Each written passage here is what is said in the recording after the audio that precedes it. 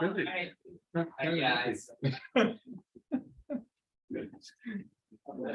The end of the semester, have you got a major or really?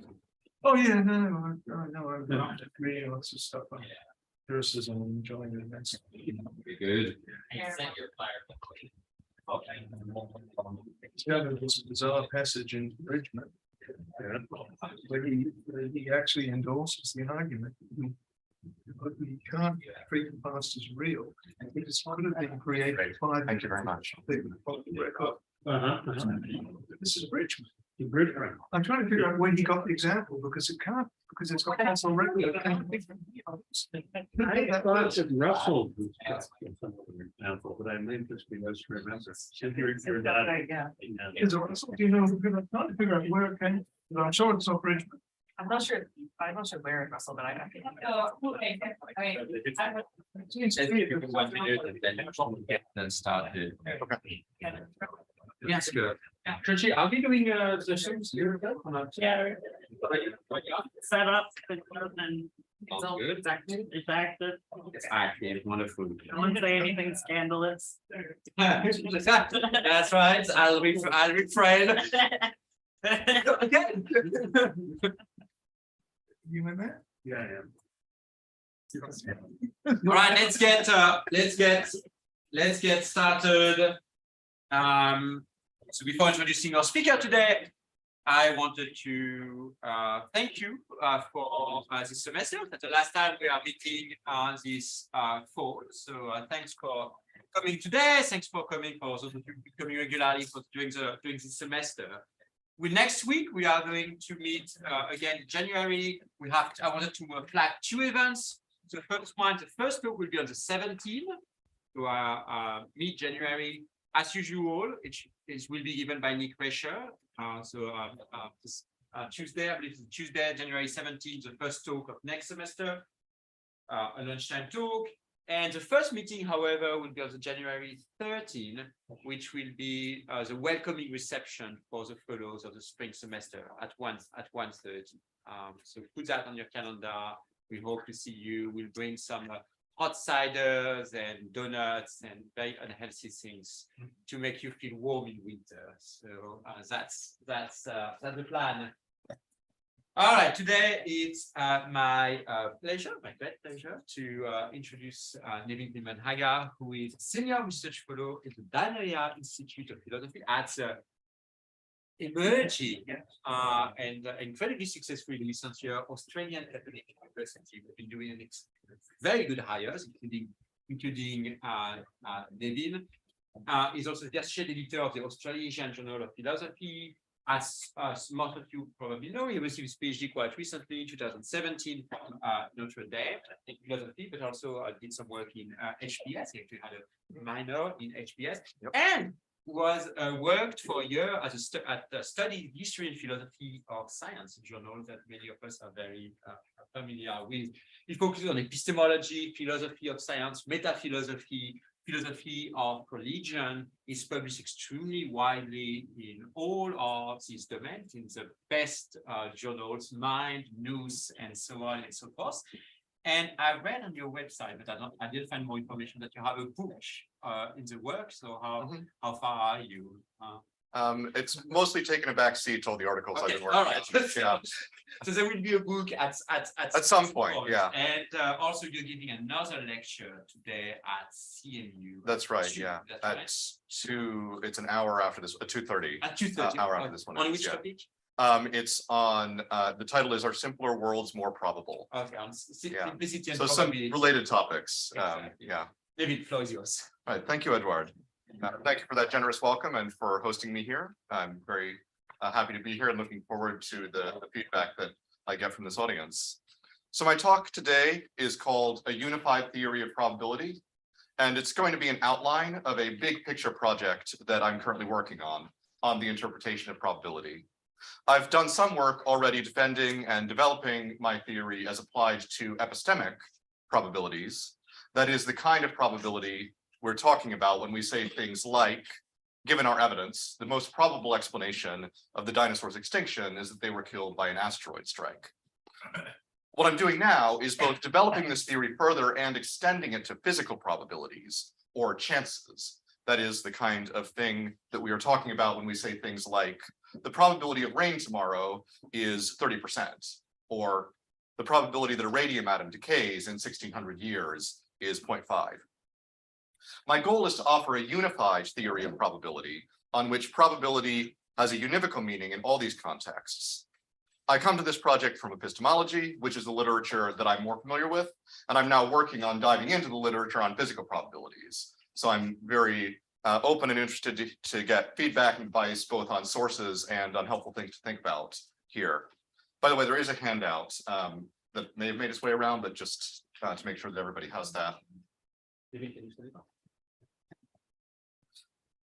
Okay, so a couple notes about the starting points of my project.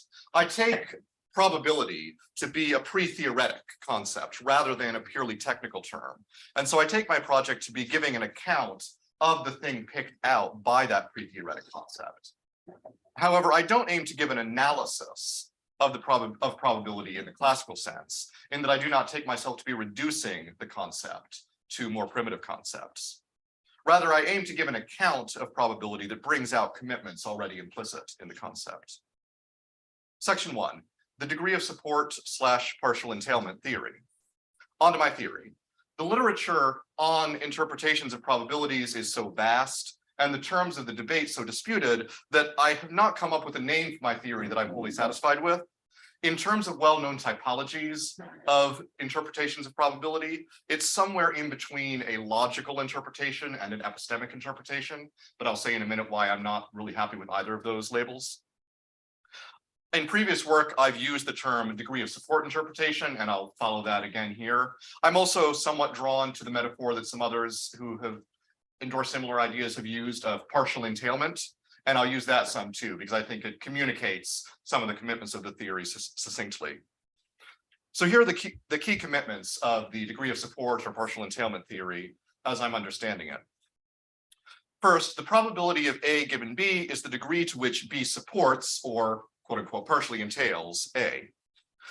So on this view, probabilities are fundamentally conditional. They're relational, relations between propositions. The unconditional probability of A, then, is the degree to which A is entailed by the empty set, or tautologies, or a priori truths. We can spell this out in various ways.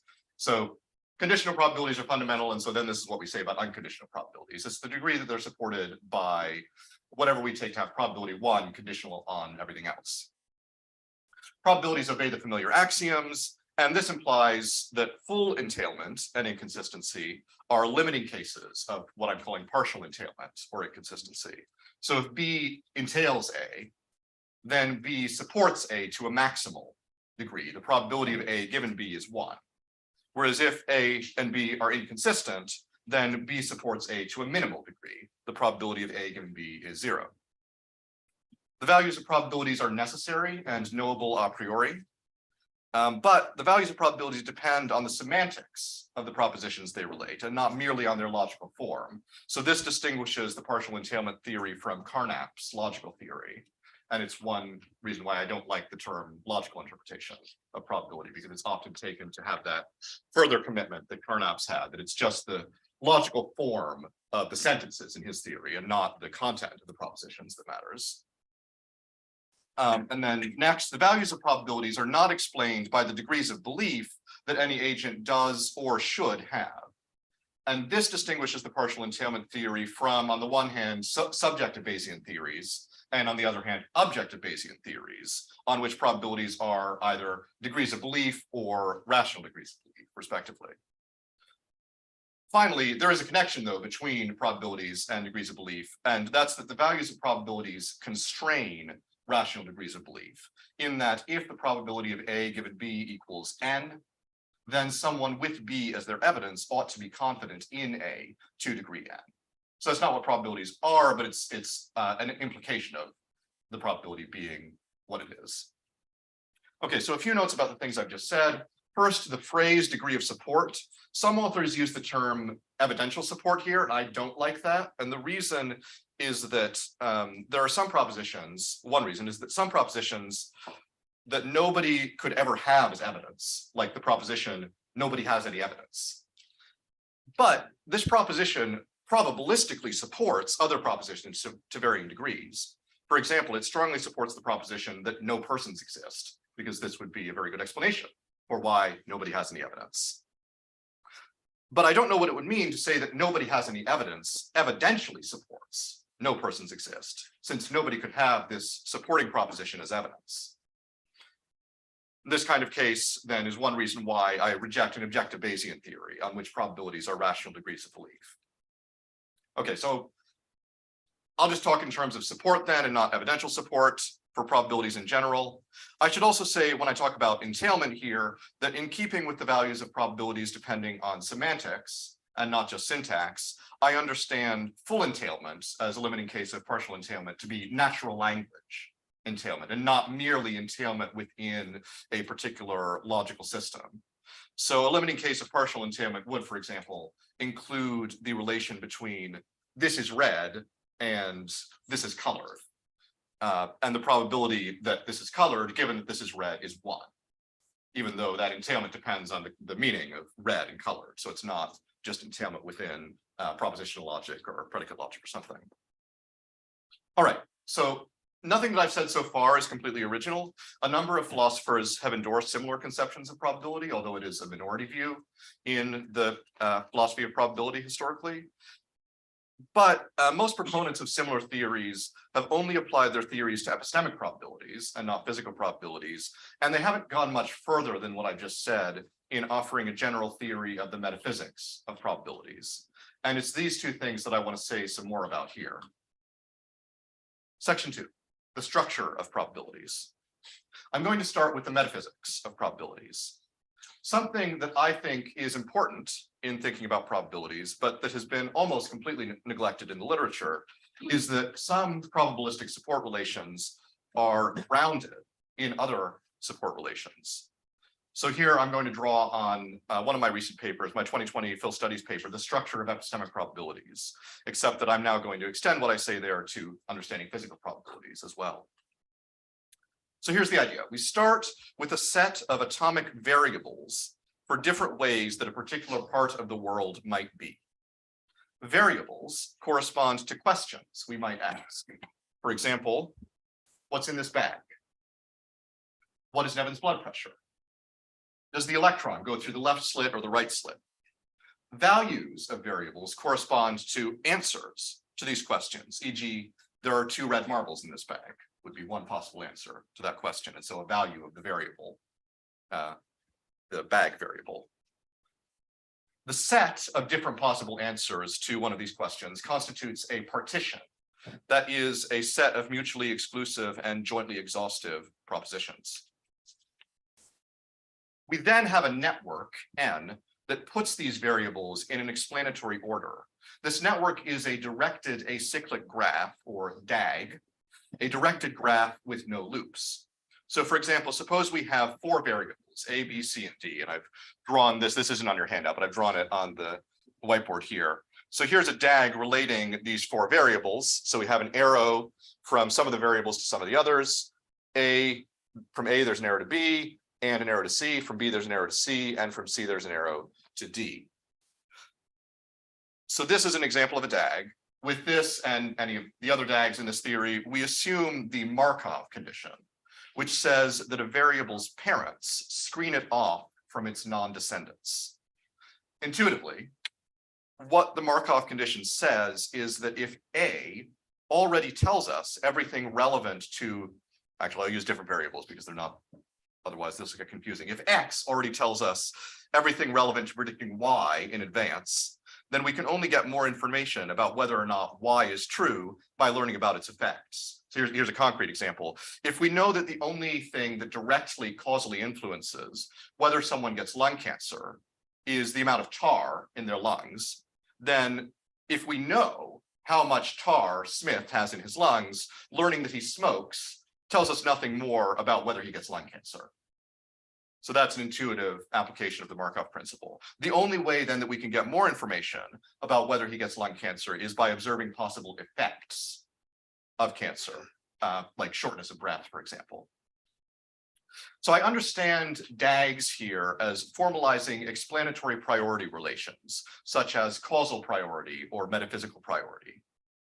Moreover, I take it that explanatory dependence relations, such as these, hold fundamentally between variables and derivatively between propositions. So even before, so I've got a coin here, even before this coin is flipped, there's already a fact of the matter about what kind of causal influence the speed at which it is tossed, the environmental conditions, the weighting of the coin, and so on, have on the outcome of the toss. Once it is flipped, so I'll flip it here. All right, now once it's flipped, then there's an actual causal explanation of the outcome in terms of facts. But even before I flipped it, we had relations of causal influence that held between variables. Now it turns out that, given the Markov condition, if we specify the probability distribution imposed on each variable by the set of its parent variables, that then we can derive the values of any other probabilities. So in this example here, we have the probability of A, the probability of B given A, the probability of C given A and B, and the probability of D given C. And by the way, I'm understanding these as variables here, so they could have different values. So the probability of one of these values conditional on assignments of values to its parent or parents. So if we have those conditional probabilities, then that lets us calculate the probability, any other probability relating these propositions, like the probability of C given just A, or the probability of A given B and C, or the probability of A and C and D, and so on. Okay, so here's then the key idea of my theory of the structure of probabilities. The metaphysically basic probabilities are the probabilities of variables conditional on their parents. So it's the ones that we just said we can start with and then derive all the other ones from. All other probabilities are non-basic, and the non-basic probabilities are grounded in the basic probabilities. The basic probabilities, in turn, are directly grounded in the content of the propositions that they relate. And I'll come back to this issue in the last section of the paper. Okay, so now I'm going to try to spell this out in somewhat more general terms and apply it to physical probabilities. I'm going to make some simplifying assumptions. First, I'm going to assume that concrete reality consists only of our universe.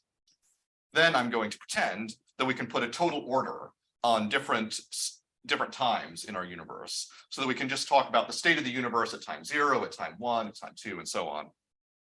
Now, in fact, because of special relativity, this isn't true. And so really, we need a network that gives us a partial order on something like locations in space-time. But generalizing my theory to this case should introduce no special complications, provided that this partial order still respects the asymmetry of causal influence. So for simplicity, I'm just going to go with the simple model here. Okay, so I've drawn this up on the board here, and it's also on your handouts, I think at the top of page 2. So here the idea is that each state of the universe, together with laws, influences the state of the universe at the next moment and screens off the next state from the previous state. So A, the variable for the first state of the universe, influences C, but only by influencing B. And then I've also included an arrow from the laws to the first state because I want to leave open that the laws might put constraints on what the initial conditions of the universe might be like. So here, L is the set of possible laws. It's a partition of the possible laws, and then L1, L2, and so on are particular values of that variable. It's L1 is one set of possible laws, L2 is another incompatible set of possible laws. Then A is the state of the universe the first time, B the state the second time, and so on.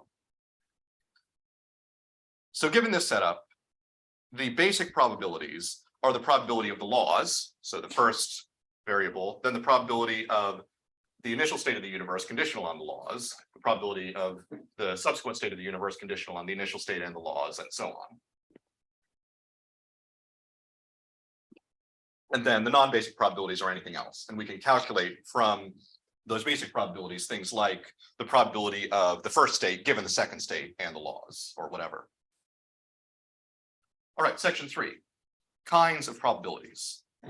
We are now in a position to say what physical and epistemic probabilities are. On my view, what distinguishes physical and epistemic probabilities is just the kinds of propositions that they relate.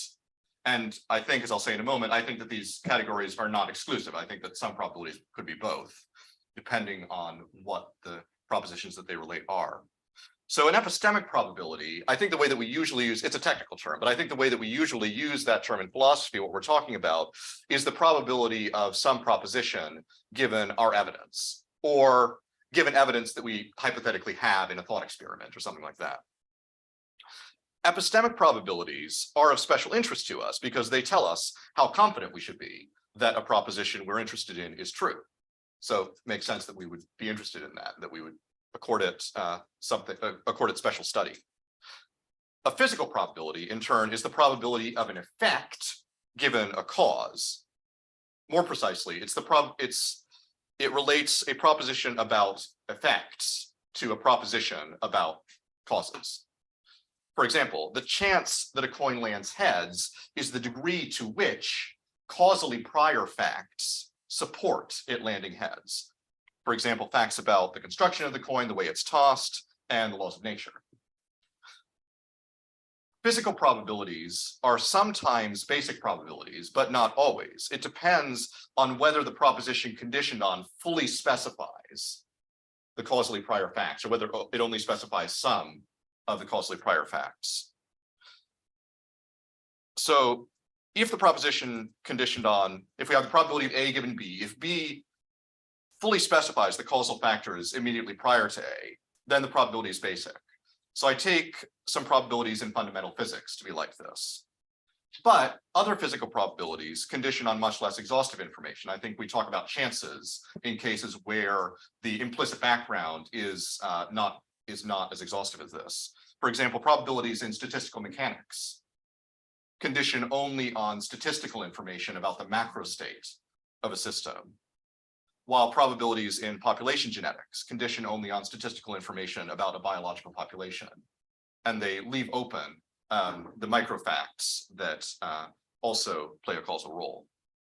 However, all physical probabilities, on my view, are the probabilities of effects given causes. So that's the constraining factor for whether something is a physical probability. Okay, now in principle, one and the same probabilistic support relation can be both an epistemic probability and a physical probability.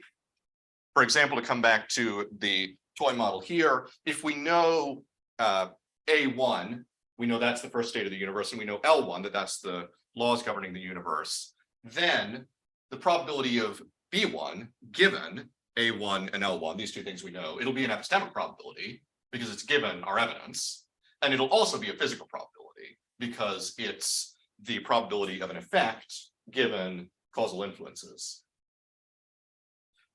More often, though, physical and epistemic probabilities come apart. Frequently, we have information about effects, and we're interested in reasoning about the probability of causes. In addition, we often reason about the physical probability of an effect given causal facts that are inaccessible to us.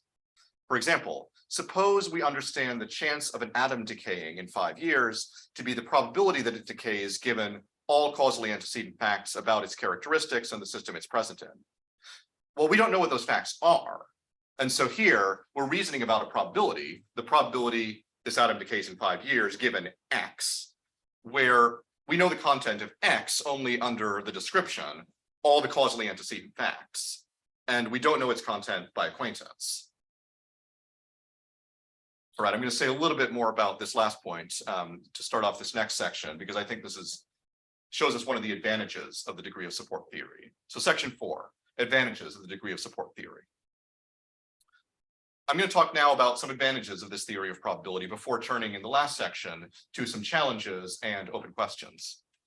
The first advantage is that it offers us an attractive unification of physical and epistemic probabilities while still explaining why they often seem to be different kinds of things. Physical probabilities never include the probabilities of causes given effects, while epistemic probabilities are always conditional on facts that we know or hypothetically know, not unknown facts about causally prior variables. So in many cases, probably most cases, these two things come apart. And relatedly, the theory can explain why we usually do not know the chances a priori. We usually do not know what all the causally antecedent information is. And so instead we run experiments, and reason roughly as follows. In experiments of this type, the setup is relevantly similar with the same causal antecedents present in both cases. We've run a bunch of experiments of this type, and the electron has gone through the left slit 50% of the time, or the coin has slanted heads 50% of the time. So probably the probability that the electron goes through the left slit or the coin lands heads this time, given the causally antecedent information, is 0.5. So the fact that we can empirically investigate chances doesn't entail that facts about physical probabilities aren't knowable a priori if we knew what all the causally antecedent factors were. And I'll say a bit in the last section about how we might know that if we knew what all the causally antecedent factors were. So here's an analogy. Suppose you ask me, does everything that Eduard knows entail that Croatia does not win the World Cup? I don't know. I don't even know whether that's true. I haven't looked up the result yet. But I don't know how much Eduard follows sports. I don't know if he's looked up the result, etc. So you say, oh, well, you can't figure that out a priori, whether what he knows entails this proposition. Well, I guess facts about entailment must not be a priori. That must be empirical. Well, that would be a bad inference. Because if I did know what the content of Eduard's knowledge was, well, then I could tell that these propositions that he knows, they do entail that Croatia won't win, or they don't entail that. The problem is I don't know what it is that Eduard knows. And so similarly, I think the fact that we can empirically investigate physical probabilities, well, that's just because we don't know what the causally antecedent facts are. Okay, third, we can explain and unify various principles that have been proposed about rational credence. Of particular interest is David Lewis's principle, which is a principle that connects chance and rational credence. On my view, this is just a particular instance of the more general connection between probability and rational credence that I spelled out in the first section when I said that one commitment of the degree of support theory is that if the probability of A given B is n and B is your evidence, then you should be confident in A to degree n. So as I've stated it here, the principle says that if your evidence is the chance of A equals n and k includes no inadmissible information, then your credence in A is n, or your rational credence is n. If you're rational, your credence in A is n. Here we are supposed to understand the chance of A as its probability conditional on all causally antecedent information. So first, my theory lets us explicate what evidence is inadmissible. So this is a nice feature of it. Inadmissible evidence is evidence that is explanatorily downstream from A. So if I know that the chance of the coin landing heads is 0.5, but you then tell me, oh, I saw the result of the flip, the coin landed heads. Well, then I have inadmissible information, namely your testimony, which is causally downstream from the flip. If the background information K leaves open multiple networks, then inadmissible evidence is evidence that is explanatorily downstream from A in any networks consistent with K. It then follows from the Markov condition that if you have no evidence that is inadmissible in this sense, then the probability of A conditional on the chance of A equaling n and k is equal to the probability of A conditional just on the chance of A equaling n. The principle then follows from two other principles, which I believe are on the next page of your handout here. So first, the probability of A given B and the probability of A given B equals n. And then if X is your evidence, then your credence in A equals the probability of A given X. So the first of these I take to be analytic, and the second is just our bridge principle from probability to rational credence. So I've walked through this for the principle, but very similar logic will hold for other expert deference principles. For example, setting your credences to those of a rational agent with more evidence than you. Similarly, the traditional subjective Bayesian requirement of diachronic conditionalization will follow from your always conforming to the bridge principle from probability to credence, assuming that you never lose evidence. Fourth advantage, my theory avoids common objections to similar theories. I'll look at one objection to similar theories of physical probability, and then at one to similar theories of epistemic probability. The first objection is due to David Albert. Albert criticizes objective Bayesian interpretations of physical probabilities on the grounds that they don't let probabilities do the right kind of explanatory work. According to Albert, facts about what is supported by what we know cannot explain physical facts. So here's an example, and I've got this on the other board here, so I'll pull it up. So suppose that we have, thank you, Edward. Suppose we have a compartment full of gas and there's a divider, or a container full of gas, there's a divider down the middle of the container. The left-hand compartment has hotter gas, so it's got molecules that are moving more quickly, zipping around there. The right-hand compartment has slower gas. On average, the molecules are moving more slowly. They're not zipping around, they're standing still. Now, suppose that we instantaneously lift up the divider and then drop it back down after 1 second.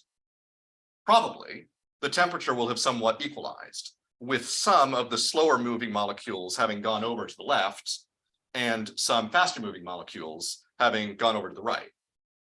But that might not happen. It might be that some of the faster than average molecules on the right move over to the left, and that some of the slower than average molecules on the left move over to the right, so that we end up with the hot gas getting hotter and the cold gas getting colder. The microstate of the system determines whether or not that will happen, but given just this description of the macro state, it's very unlikely to happen. So here, Albert's objection to the objective Bayesian theory is that the fact that we don't know what the microstate of the system is can't be part of the explanation for why, in fact, when we lift the divider, the temperature equalizes. It's just like the wrong kind of thing to do that explanatory work. That's a fact about our knowledge, whereas what we're explaining is something out here in the world. And I think Albert is right about this. But my theory does not say that probabilities are relative to what we know. It says they are relative to propositions which might not be known, might not even be knowable by any person. In the example at hand, let's say we have the following two propositions, which I've written up here. So X says at time t, that's the time at which we remove the divider, the right-hand gas is cooler than the left-hand gas. And then Y says that the left-hand gas is cooler at t+1. Okay, well, we then have the following explanation of Y, which I'll write out. So X, and then X influences whether Y, and X strongly supports Y. The probability of Y given X is quite high. So explanation of Y. Now that looks to me, yeah, oh, so. Oh my, that's all right. Okay, yeah. That happens. Thanks. So X says that before we remove the divider, the right-hand gas is cooler than the left-hand gas. So the molecules are moving slower on the right-hand side. Then Y says that at t+1, the left-hand, that should say is cooler than at t, actually, to make this more explicit. Not that it's cooler than the other side. So X says that at t, the right-hand gas is cooler, the molecules are moving slower. Y says that at t+1, they've equalized somewhat. Okay, so then we have this explanation, X influences whether Y, and X strongly supports Y. Now that looks to me like a good explanation of Y. I don't see any problem with that. So I don't think the degree of support theory has the same problem as the objective Bayesian theory here. The second objection is Ramsey's famous objection. Yeah, go ahead. You said objective Bayesian. Oh, so by objective Bayesian, I mean a view that reduces probabilities to facts about what we ought to believe. So objective Bayesian, so something like the probability of X given Y is 0.5 means if you have Y as your evidence, then you ought to believe X to degree 0.5. Okay, well, okay, so there are subjective and objective Bayesians. Yep. They both believe that, but the objective Bayesians think there's only one correct probability. whereas the subjective ones will have many. Okay, all right. Yeah, right. Got it. Yeah, Okay. yeah. So I was thinking of subjective Bayesian, subjective Bayesianism as the view that probabilities are just actual degrees of belief, assuming they're probabilistically coherent, and objective Bayesianism as the view that they're rational degrees of belief, where that's more constrained in what the Got it. So you just introduced a term we haven't used yet. Yeah, sorry. Yeah, so that's what I meant there.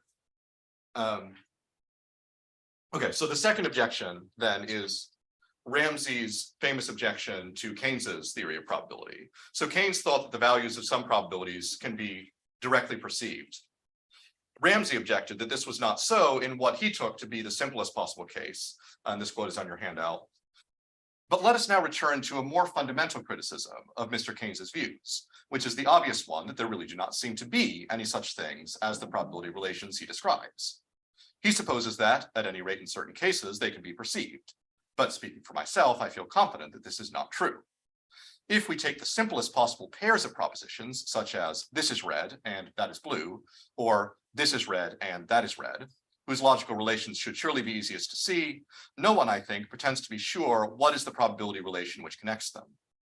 It seems to me that if we take the two propositions, A is red, B is red, we cannot really discern more than 4 simple logical relations between them, namely identity of form, identity of predicate, diversity of subject, and logical independence of import. There are a number of things to say here, but I'll restrict myself to 2. So first, because degrees of support are semantic and not just syntactic, Ramsey's example is impossible to evaluate without knowing what this and that, or A and B, refer to. So compare here natural language entailment. If A is a cube and B is one side of that cube, well, A is red, entails B is red. But you wouldn't know that just from the example if you don't know the meanings of A and B. And that's true even if Ramsey is right, that the 4 logical relations that he spelled out are the only ones. So there's no logical entailment relation between the 2 propositions. Second, the claim that some probabilities can be directly perceived should not be conflated with the claim that this is true of all probabilities. Some probabilities are very complex and can only be calculated after much effort, if at all. It may be impossible to calculate them exactly, at least for computationally limited agents like us. Now, Ramsey does suggest that if we can perceive probabilities in any cases, we should be able to perceive them in the case that he gives. But because he has no structural theory about what probabilities are basic, he has no argument for this claim. So he has no argument for the claim that his examples, like the probability that B is red, given that A is red, is a basic probability. And in my view, this probability is not basic, unless the proposition that A is red is explanatorily prior to B's being red and nothing else is, unless A is red is the only influence on whether B is red. But in natural ways of spelling out the example, this won't be the case. There will be, for example, there might be other factors which are a common cause of these 2 colors. Like at another point that I didn't quote, I think he gives the example of like 2 books. So, one book is not causing the color of the other. They're, maybe they're the outcome of the same press or something. So there's going to be a common cause, would be a much more likely way that the scenario would be spelled out. All right, section 5. Where do the basic probabilities come from?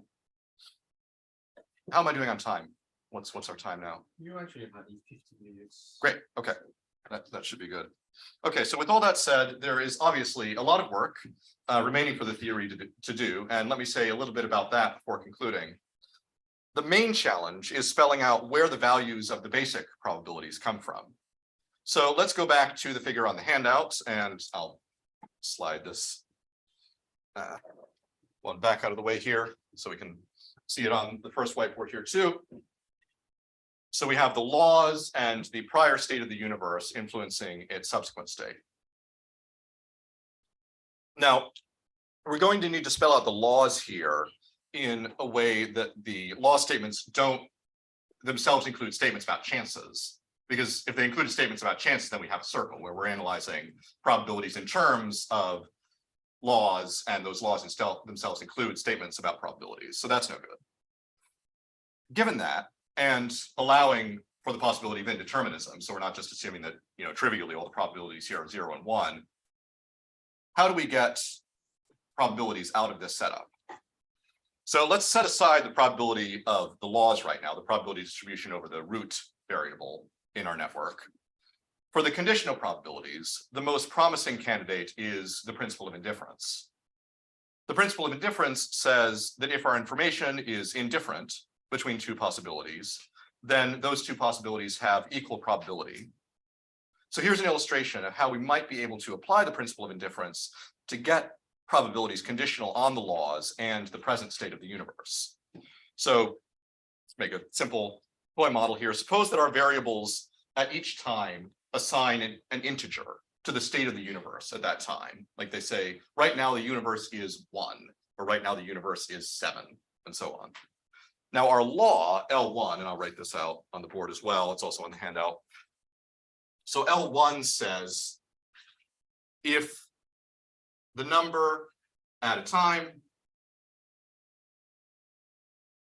is n, then the number at the next time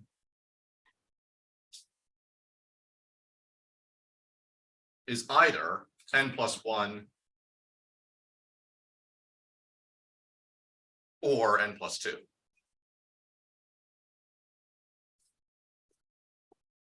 Now, let's think about the probability of B1.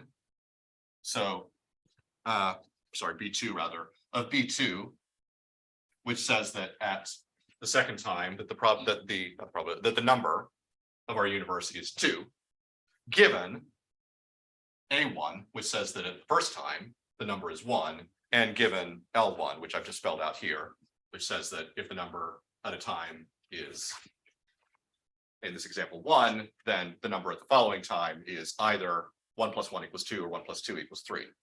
Okay, well, it follows from what I'm going to say here is that it follows from the principle of indifference that the probability that the number is 2 at the subsequent time is equal to the probability that it's 3 at the subsequent time, given these two facts, A1 and L1. So L1 and A1 say these are the two possibilities, and they don't discriminate between the two possibilities, and so the probabilities are equal. Now, the principle of indifference, as probably all of you know, is very controversial. But one of the main reasons for this is that the conditions for its application are usually very unclear. My theory of probability helps with this. On my theory, the non-basic probabilities are determined by the basic probabilities in accordance with the theorems of probability. So the principle of indifference can only be applied to determine the values of the basic probabilities, because those are the only ones left over where the values are open. Now, you might think that the principle of indifference will still lead to contradictory results in cases involving continuous variables, and I'll come back to that concern in a moment. Okay, so this was the simplest possible case. Now suppose we wanted to get just a little bit more complicated.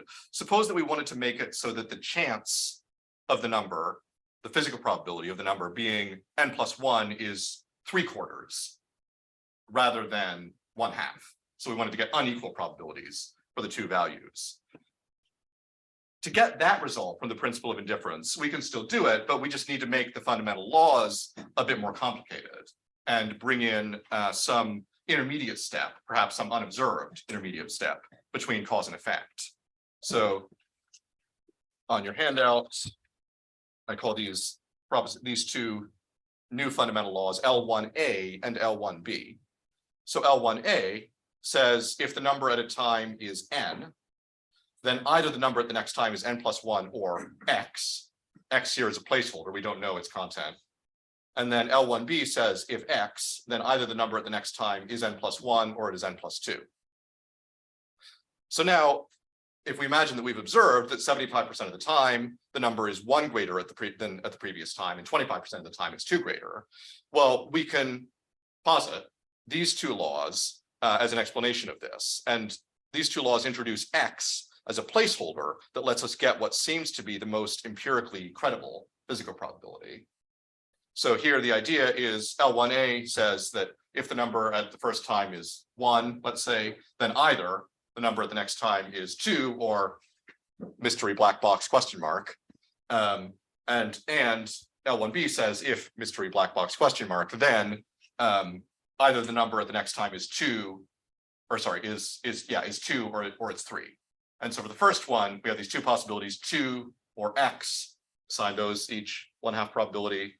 And then the next step, if X, then either 2 or 3. So there are two ways that the number could be 2, and the probability of the first is 1/2, the probability of the second is conditional on X, which has probability 1/2.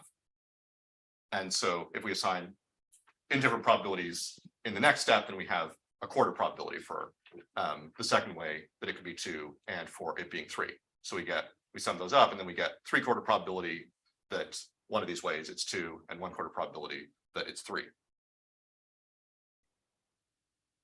So this is kind of like the hidden variable theories of quantum mechanics, which you have to bring in if you want to maintain that the universe is deterministic, for example. So here what we're doing is introducing hidden variables to explain unequal probabilities. Now note that in this new network, L1 is still a law, or at least it's a universally true generalization, but it's no longer a fundamental law. Instead, it's derivative, grounded in the two more fundamental laws that I spelled out. So now we have L1A and L1B grounding here. Here's what I'll do. To illustrate the whole thing. So we have that the fundamental law equals L1A and L1B, and then these ground the truth of L1. And so L1 is not among the fundamental laws that are actually governing what happens in the universe. And that's why it would be a mistake to apply the principle of indifference relative to L1 in this, if this is the true network. So in my theory, the probabilities are relative to the fundamental laws because these are the laws that are actually influencing the subsequent state of the universe. And in my theory, the basic probabilities are the probabilities of effects, conditional on direct influences in this toy model, the prior state of the universe, and the laws governing the transitions from one state to another. And in this new network, which I've just drawn, the probability of B2 given A1 and L1 is no longer basic. Rather, the probability of it's the probability of B1 given A1 and L1A and L1B. Given that conjunction. So the principle of indifference can no longer be applied to determine the probability of B2 given A1 and L1. So that's why we can't apply it there and we don't get contradictory results from the principle of indifference. Okay, now that puts us in a position to return to the case of continuous variables, which is the one that has frequently been employed to argue that the principle of indifference leads to contradictory results. So suppose now, let's change our law, make it a little bit more complicated. Suppose now that our number can be any positive real number. And our law now says that if the number is currently between n and n plus 1, then at the next moment, the number is between n plus 1 and n plus 2. So if right now our number is between 0 and 1, then at the next moment it's between 1 and 2. Well, now it will also be a derivative law that if right now the number squared is between n squared and n plus 1 squared, for example, 0 and 1 again, then at the next moment the number squared will be between n plus 1 squared and n plus 2 squared. Between 1 and 2 squared is 4. And being indifferent over the square of the number will yield contradictory probabilities to being indifferent over the number itself. So in response to this, what I need to say is that in a network where the fundamental law governs the unsquared number, the principle of indifference should be applied over the unsquared number. And in a network where the fundamental law governs the square number, the squared number, the principle of indifference should be applied over the squared number. The flat probability distribution over the fundamental quantity will then determine a non-flat distribution over the derivative quantity. Okay, you object, but you haven't told me how to tell which universe we're in. No, I have not. To do that, I would need to say something about how to start assigning probabilities to different laws, to different fundamental laws, I should say, which is the problem of saying what determines the probability distribution over the root node of our network. I think that some kind of principle of simplicity is the most promising candidate here, but I have even less of an idea of how to go about applying that than I do of how to apply the principle of indifference to the conditional probabilities. also I've said quite a lot and we don't have much time, so I won't say more about that. I will say, though, that in practice, we take ourselves to have some idea of what laws our evidence supports. So for instance, here's to move from our extremely toy examples to something a little bit more realistic. When physicists write out the laws that they take to govern our universe, those laws take as basic parameters like the strength of gravity or the cosmological constant. Now, there are other laws, other possible laws that take as parameters the squares of these quantities, or even more complicated transformations of them. But we think that, at least according to our best evidence, those other laws aren't the actual laws governing our universe. I won't go into detail here, again, because of time, but there are connections, applications of this to things like the fine-tuning argument for the existence of God or for a multiverse, because one of the standard objections to that argument is that it illicitly applies the principle of indifference in saying that the probability that the strength of gravity, say, lies within any range is equal to its lying in an equivalently sized range, given single universe atheism. And so the objection is that, well, we could take it over this, we could be indifferent over the square of the strength of gravity. And so this would provide one response to that objection. Okay, so there are a lot of further issues too, in addition. So there's assigning probabilities to laws, like I said. There's also how are things affected if we make this more complicated and don't assume that the universe is all there is. We allow for the initial conditions and laws to be influenced by things outside the universe, like a designer or a multiverse of which our universe is a part.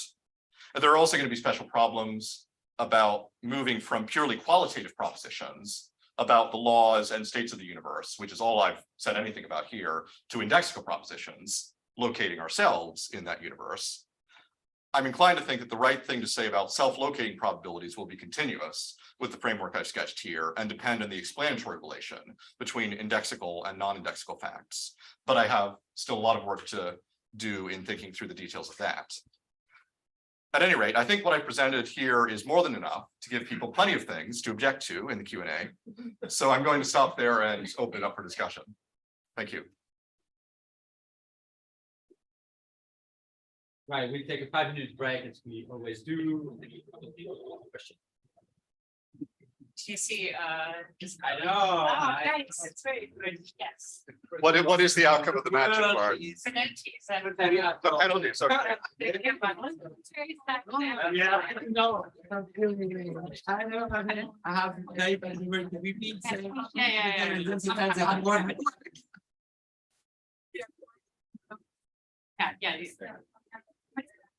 I'm not indifferent about that. From. Yes,